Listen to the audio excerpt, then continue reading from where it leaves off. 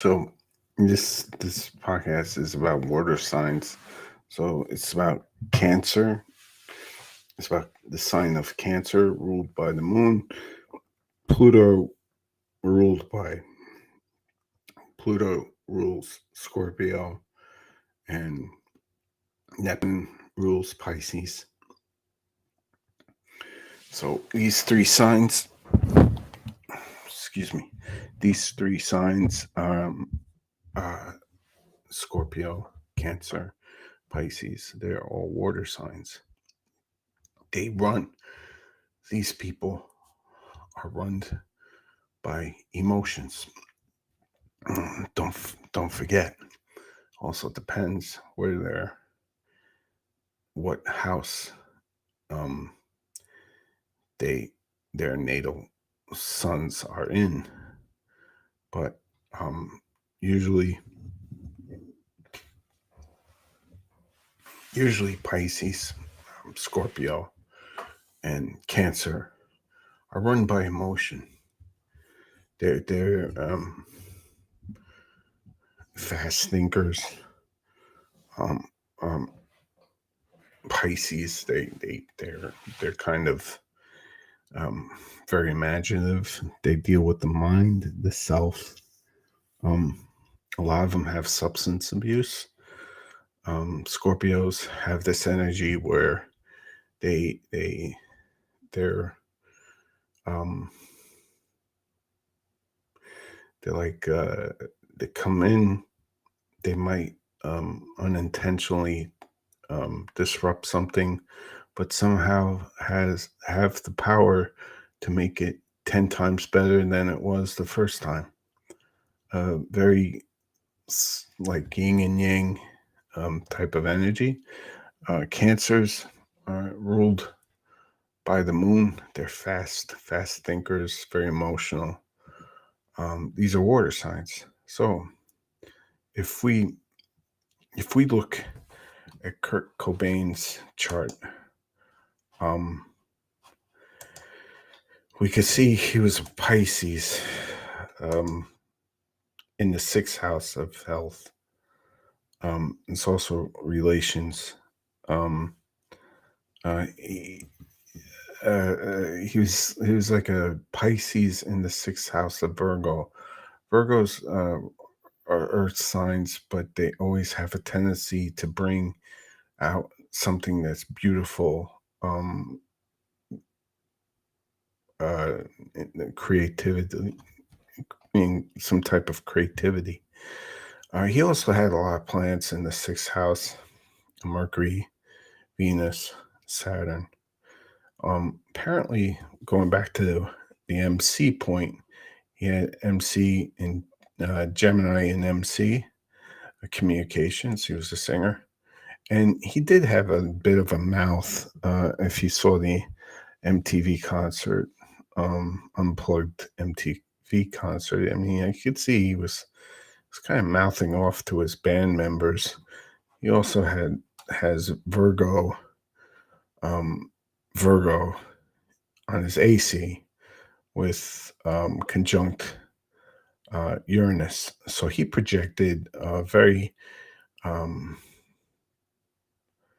um, spontaneous personality because he had basically Uranus on his AC. Uranus is very electrical, um, gives out things in spurts, has to deal with just sudden things, and it being on his AC, it could have been very interesting personality. He also had a kite formation where I think music got him out of the situation of his maybe younger childhood. You know, if you could see the kite goes this way. This type of kite, it's usually the symbol of some type of rough time in the beginning, usually childhood, and whatever skill is learned, it's basically applied to in one's life, and that's how they get out of the situation. Uh, their rough childhood. I've seen this several times. Um, happen to people. He also has a grand trin um, triangle,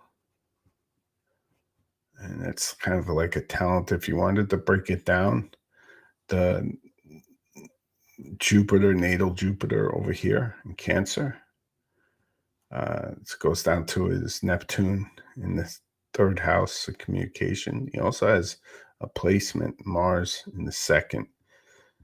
Usually, placements in the second are very good. This grand trend goes to either, I think it goes to either Venus or Saturn and goes back to Jupiter. You could definitely break this down. I'm just doing a fast breaking, being very abstract because it is a very good chart. He has Cancer in the 10th. This natal moon is fixed to Cancer. It belongs in Cancer. So that's a good thing. Um, yeah. So getting back to water signs.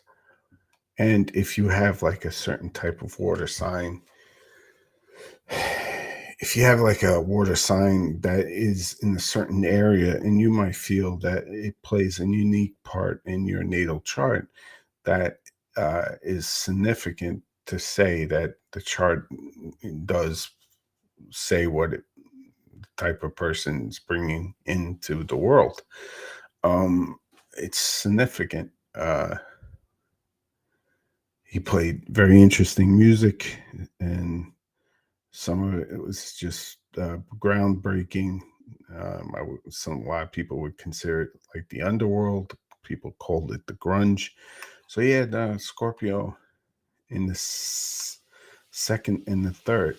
So Scorpio was in the third house of communication, and it was also in the second house of materials. His Cancer was also, he moved around a lot, very flighty. He was a father, right? He was a father, and that was well known. Uh, um, Father and being Cancer in the 10th house of Capricorn. So that's how you would see your own chart. Like that's how you would see your own chart in the sense to say not only water signs but earth signs, air signs. You would find out what type of signs are in certain parts of your chart that explain the energy in particular of where in particular it is in your life, if that makes sense.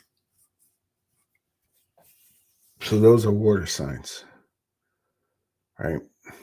Cancer is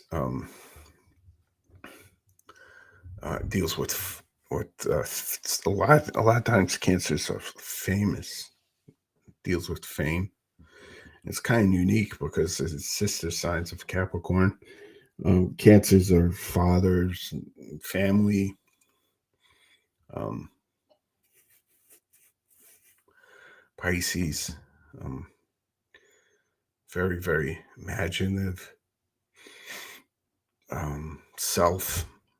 Scorpios are the underworld, good researchers. They deal with the taboo. I think people like Tracy Lords or Howard Stern, I think they're earth signs in the eighth house, if anybody knows them. I think that says a lot. Their natal suns are in the eighth house. Gotta look at that's how you gotta look at certain parts of your chart and what they indicate. It gives you more depth, maybe more understanding too.